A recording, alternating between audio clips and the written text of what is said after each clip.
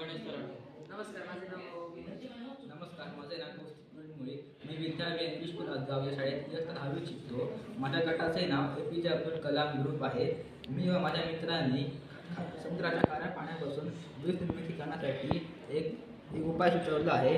या उपायात समुद्रातील खारे पाणी या पंपाद्वारे या पाईपमध्ये खेचले जाते व ते पाणी या आंतरवक्र भिंगाकडे येऊन गरम केले जाते व ते गरम झालेले पाणी या स्टीम चेंबरमध्ये खालच्या भागात येते व त्या गरम पाण्याची वाफ या जनरेटरमध्ये येते व त्या गरम पाण्याच्या वाफेमुळे या जनरेटरमध्ये टर्बाईन फिरते व वीज निर्मिती होते व त्यानंतर ती गरम वाफ या पाईपाद्वारे या कूलिंग टॉवरमध्ये येऊन थंड होते व ती थंड झालेली वाफ या पाईपाद्वारे या वॉटर फिल्टरमध्ये येऊन ते पाणी फिल्टर केले जाते.